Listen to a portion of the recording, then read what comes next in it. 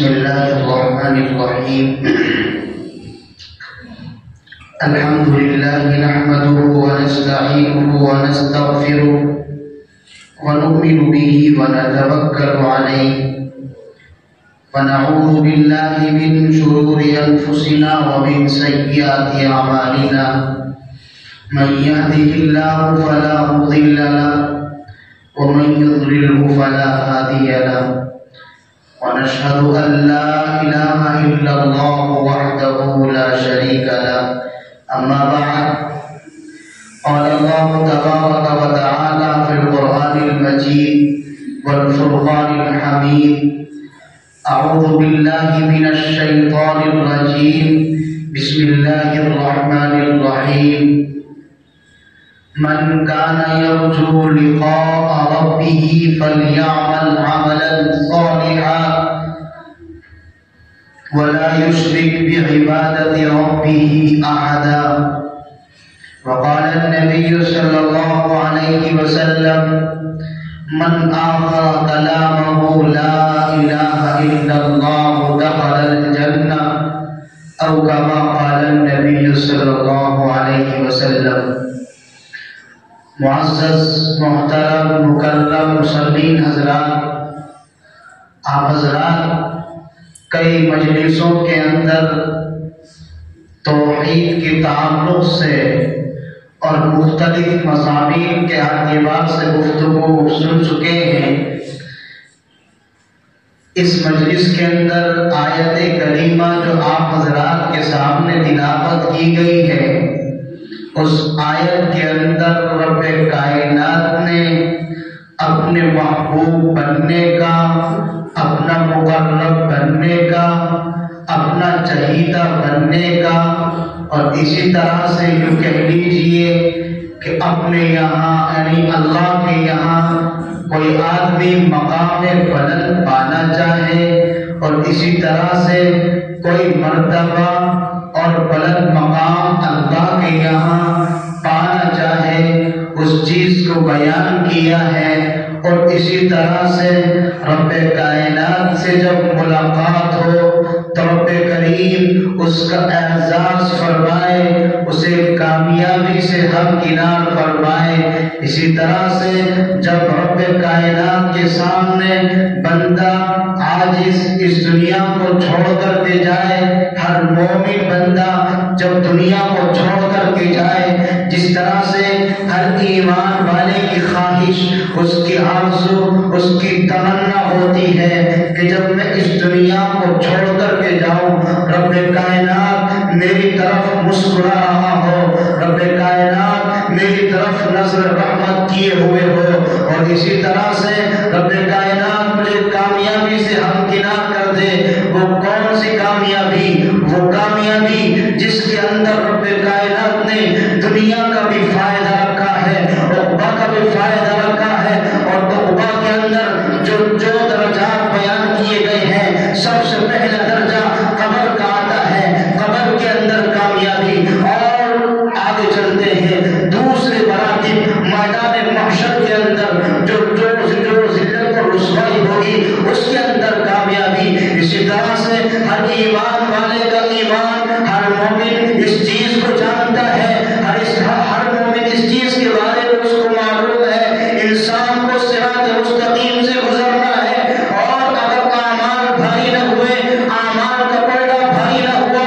اعمال نیک نہ ہوئے، اچھے اعمال دنیا کے اندر کر کے نہ گیا، تو بالیقین انسان جانتا ہے رب کائنات نے جو ایک راستہ صراط مستقیم بنایا ہے، اور اسی طرح سے کل صراط کا راستہ جس کو نام دیا گیا ہے، اگر نیک اعمال نہ ہوئے، اعمال اچھے اخلاق سے مزین نہ ہوئے، اعمال اچھے کردار سے مزین نہ ہوئے، اعمال کے اندر اچھی چیزیں لکھی ہوئی نہ ہوئی،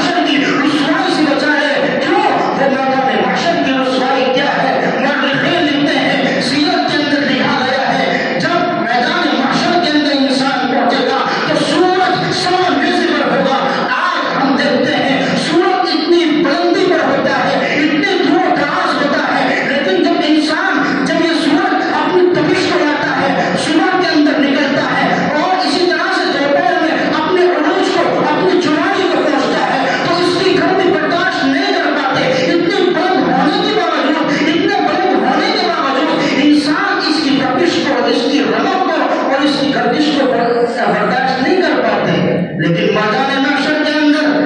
جب سارے انسان جمع ہوں گے، لکھا گیا ہے کتابوں کے اندر کہ یہ سورج جو آج ہمیں بہت دور نظر آ رہا ہے، بالکل 100 نیزے کی دوری پر ہوگا۔ ادھر تو 100 نیزے کی دوری پر سورج ہے، ادھر اللہ کے رحمت کے بادل ہے۔ اور اسی طرح سے میں عرض کرنا یہ چاہتا ہوں کہ جس طرح سے دنیا کے اندر 100 نیزے پر میدان محشر کے اندر سورج ہوگا، اور آج وہی سورج اتنے بڑے اور اتنی دور نظر آ رہا ہے کہ یہ سورج ہماری کھولتی ہوئی اسی طرح سے کھوپڑیوں کے اندر جو بھیجا ہے وہ کھولا دے گا۔ لیکن ادھر اگر نیک اعمال ہوں گے، میدان محشر کی رسوائی سے اللہ بچانا چاہے گا، رحمت کے بادلوں میں لے گا۔ یہ رحمت کے بادلوں میں کب لیا جائے گا؟ جب انسان اس دنیا کے اندر نیک عمل کر کے اللہ کے دربار میں پہنچے گا، اللہ کے سامنے پہنچے گا۔ جب انسان دنیا کے اندر نیک اعمال کر کے قبر کی پہلی منزل، قبر کے اندر دنیا کی آخرت کی پہلی منزل جب قبر کے اندر پہنچے گا، نیک اعمال ہوں گے، اعمال کی وجہ سے پردہ بھاری ہوگا، اچھے اخلاق سے اعمال مزین ہوں گے، کردار سے اچھے افعال سے اس کا نام اعمال مزین ہوگا۔ تو رب کائنات نے جس طرح سے حدیث پاک کے اندر بیان کیا گیا کہ یہ قبر یا تو جہنم کے گاؤں میں سے ایک گاہ ہے، یہ جنت کی کیاریوں میں سے ایک کیاری ہے۔ رب کائنات جب نام اعمال کو لے کر کے سب سے پہلے میدان محشر کی جو منزل ہے قبر ہے، قبر کے اندر انسان جائے گا۔ قبر کو اگر نیک اعمال ہیں، اگر اخلاق اچھے ہیں، کردار اچھا ہے، نیک اعمال کر کے دنیا سے گیا ہے، تو رب کائنات کی طرف سے فرشتوں کو حکم ہوگا، اے فرشتوں، یہ بندہ نیک اعمال کر کے آیا ہے، اس کا نام اعمال اٹھا کر کے دے دو، دیکھو بالکل اچھے اخلاق سے مزین ہے، اچھے کردار سے معمور ہے۔ اگر اس کے اخلاق کے اندر، اس کے نام اعمال کے اندر اچھائیاں ہی اچھائیاں ہیں، برائیاں نظر نہیں آتی، اور اگر چند برائیاں ہوں گی نماز کے تعلق سے، چند برائیاں ہوں گی روزے کے تعلق سے، روزے کے اندر کوتاہی کی ہوگی، نماز کے اندر کوتاہی کی ہوگی، رب کائنات فرشتوں کو حکم دے گا، اے فرشتوں، اس کے نام اعمال سے نماز کی کوتاہیوں کو مٹا دیا جائے، اس کے نام اعمال سے حج کی فرضیت اس کے اوپر سنت تھی، حج نہیں کیا، اس کے نام اعمال سے اس کوتاہی کو مٹا دیا جائے۔ اسی طرح سے جو حقوق اللہ ہے، اللہ کے حق ہے، ان میں کوتاہی ہوگی، اللہ فرشتوں سے کہے گا، فرشتوں نام اعمال سے مٹا دو، کیوں؟ اس نے اپنے پڑوسی کے ساتھ اچھا برتاؤ کیا ہے، اپنے اخلاق کو سنوارا ہے، اچھا اخلاق دنیا والوں کے سامنے پیش کر کے آیا ہے، اپنے اخلاق سے نام اعمال کو مزین کیے ہوئے ہے، میں اللہ ہوں، مجھے حق ہے، میں اپنے حق کو معاف فرما دوں۔ فرشتوں سے کہا جائے گا نماز میں کوتاہی ختم کر دو، جو مجھ سے حقوق متعلق ہے اور حقوق کے اندر کوتاہی ہے مٹا دی جائے، تو پھر اللہ فرشتوں کو حکم دے گا اب اس کی قبر کو جو آخرت کی منزلوں میں پہلی منزل ہے، منتہا نظر تک، جہاں تک اس کی نظر جائے، جہاں تک اس کی نظر جائے، منتہا نظر اس کو کہا جاتا ہے، وہاں تک اس کی قبر کو کشادہ کر دو۔ لیکن یہ سب اعزاز ملیں گے کیسے؟ یہ سب اکرام ملیں گے کیسے؟ یہ درجات ملیں گے کیسے؟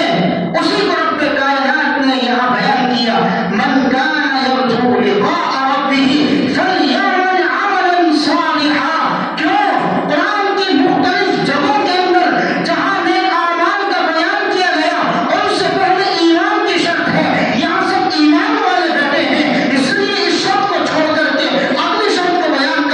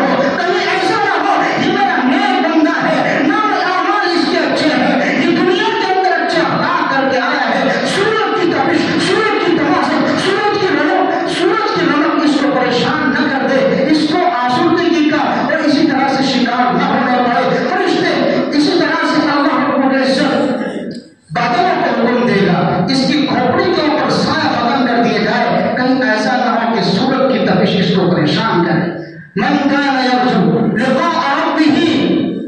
اللہ اعزاز فرمائے سب سے پہلی شرط یہ ہے فَلْيَعْمَلْ عَمَلًا صَالِحًا، نیک عمل کرنے ہوں گے۔ نیک عمل کیا ہے؟ کسی صحابی نے ایک دوسرے صحابی سے معلوم کیا، اے صحابی نیک عمل کس کو کہا جاتا ہے؟ وہ صحابی مختصر سے انداز میں بیان کرتے، بات کو ختم کر رہا ہو، وہ صحابی بیان کرتے ہیں اے میرے ساتھی سنو، نیک عمل کسے کہا جاتا ہے؟ نیک اعمال کی چیزیں یہ ہے کہ انسان برائیوں کو چھوڑ دے، انسان گناہ صغیرہ کو ترک کر دے، انسان گناہ کبیرہ کو چھوڑ دے، اس کو نیک اعمال کہا جاتا ہے۔ اس لیے مجھے آپ کو چاہیے ہم گناہ صغیرہ کو بھی چھوڑیں، گناہ کبیرہ کو بھی چھوڑیں، اور جو رات کی تاریکیوں میں گناہ کرتے ہیں ان کو بھی چھوڑیں۔ دوسری چیز اس آیت کے اندر بیان کی گئی فَلْيَعْمَلْ عَمَلًا صَالِحًا وَلَا يُشْرِكْ بِعِبَادَةِ رَبِّهِ أَحَدًا۔ دوسری چیز بیان کی گئی اللہ کے وحدانیت کے اندر،